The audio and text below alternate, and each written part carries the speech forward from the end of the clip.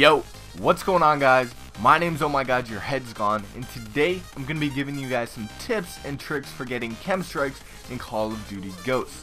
So before we get into that, I wanted to talk about guard dogs for a second, and what Infinity Ward was thinking when they decided to reward a 5-kill streak that is silent and pretty much impossible to counter if you turn the corner and kill somebody that has one into the game. To me, it just doesn't make sense. There's no perk to counter it.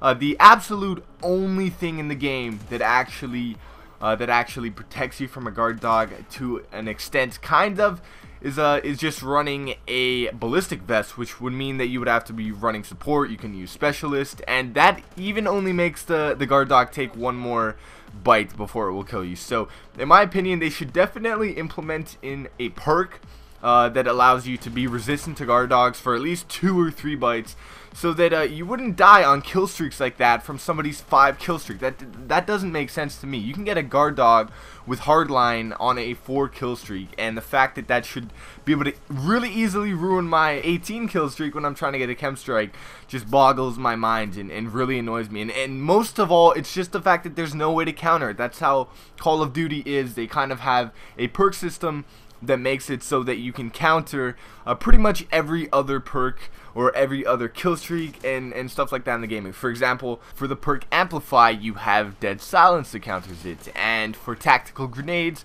you have the Tac Mask perk. I don't know the exact name of it in this game, so sorry about that. And then for explosives, you have the Blast Shield perk in this game.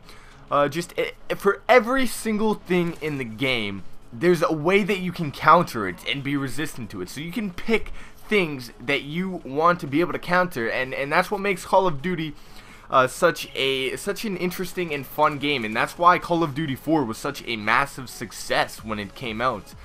Just the way the perk system worked. Anyways, I'm going on a complete tangent. My point is, guard dogs are OP, and there has to be a way to counter them. Anyways, I'm probably boring you guys, so my bad.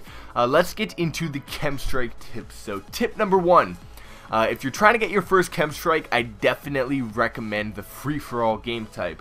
In free-for-all, I feel like you have a lot more control of what's going on around you, because you're never going to run into 2 people spawning or 2 people kind of playing together. You're not going to get teamed up on. So as long as you play the map carefully and you kind of find an area of the map that you can lock down as your own area of the map that you pretty much control, that you learn where the spawns are, you're going to basically be in control of the game going on around you. And it makes it much easier to not actually die, to not get double teamed, to not get snuck up on from behind.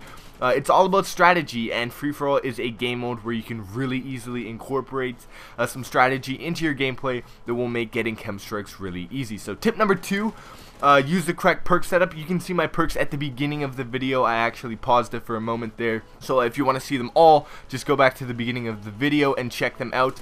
But the perks I definitely recommend when trying to get a chem strike are the Dead Silence and Amplify combination, because that's going to alert you, especially if you have a headset, that an enemy has spawned somewhere nearby. When they start moving, if they don't have Dead Silence, that is, you can actually still hear people with Dead Silence as long as you have Amplify, but it's a lot fainter and a bit more difficult. But overall, the Amplify and Dead Silence combination is going to let you know where the enemy is before they have any clue that you're already aiming at them, and that's going to give you a huge advantage. So another perk I really recommend, and this is a perk you're going to want to incorporate in your specialist bonus setup, because it actually requires 5 points toward the perk, but it's the Deadeye perk, and this perk is a really beast perk, especially if you are using a lower powered assault rifle like the FAD or any SMG.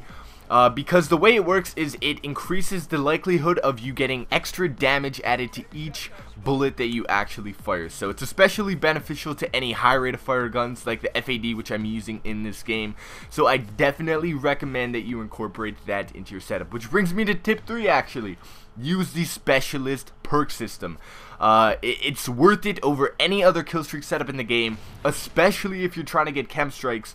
There's nothing more beneficial than being able to have up to like 5 or 8 extra perks that you can actually have once you get your full specialist bonus. And there's a KEM strike, guys.